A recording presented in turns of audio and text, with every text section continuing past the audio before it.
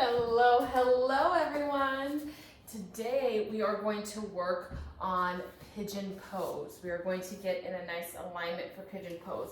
So actually I am going to go ahead and just move my mat a little bit so you can see a little more clearly what's happening everywhere.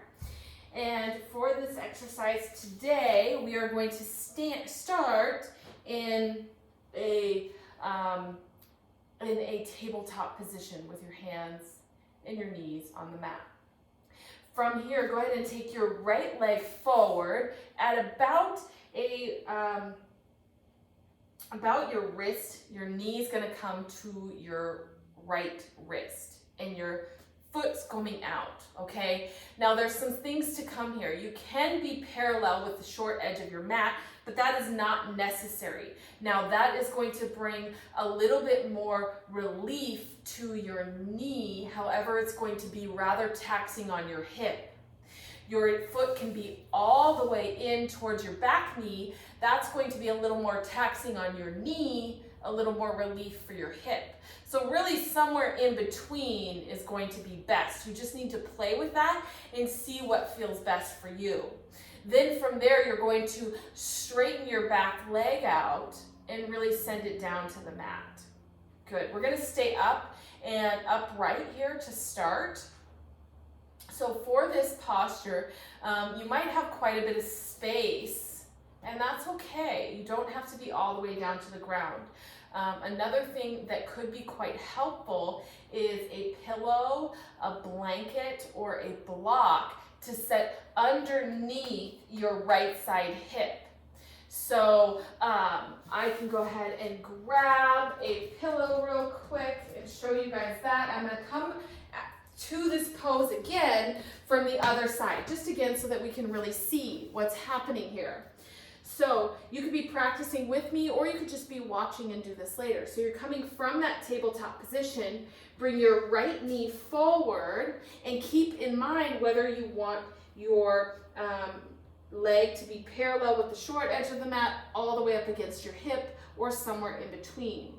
Then you're going to scoot your back leg back out long and straight, and if your hip's a little bit lifted, you may want to go ahead and just tuck that pillow right underneath to rest it on there. The reason you tuck the pillow or the block or the blanket right underneath there is because you want your hips level in one line. So I like to really reach my hand back like this and see if they're level, and they're pretty level right there. So maybe you don't need that block or pillow, that's fine too. But again, we're going to stay kind of upright here. And one thing you can do to really strengthen and deepen this stretch is to go ahead and press into both knees. You're really lifting your hips, and then lower. And then press into your knees to lift your hips and lower.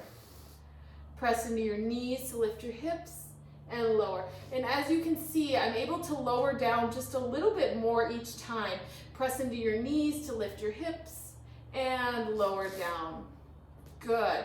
So I am going to turn back around so that I'm facing you. Right knee forward, knees about the right wrist level, and your legs diagonal, however you want that. Stretch your back leg out nice and long. Check in with your hips and make sure they're nice and level. Do you need that pillow to be tucked under your right hip? Then from there, you want to look back at your back leg and make sure your foot is not angled out towards the outside or sickled in towards the inside. So what you can think here is draw your outer ankle in towards the middle, and that's going to really create the heel up towards the ceiling, bottom of the foot rather, up towards the ceiling. That's what we want there. Okay? From there, and your back leg should really be shooting straight from your hip, so it's not off to the side, either side. It's not outside of your body or moving too far inside of your body. After you've kind of stayed here for a while and really strengthened the muscles in your low spine, that's when you can feel free to walk your hands forward. But it is important to strengthen those muscles of the low spine. This is another area where you could use your blanket, block, or pillow and just rest your arms there. Maybe you're up here on a block. Maybe you rest your forehead on the block. You can really be nice and relaxed after you've strengthened your low back a little bit and come back into this pose. So this is a really great pose that helps to stretch out your hip flexors on the long leg side, and on the other leg side it's really stretching out the glutes and the hamstrings. So this is a really great leg stretch exercise. I just love this one. I really try to do it pretty regularly, at least a few times a week, if not once a day. So really great exercise. And you can lower down as low as you like or stay up as high as you like. Either way is fine. This here is going to be more strengthening for your low back.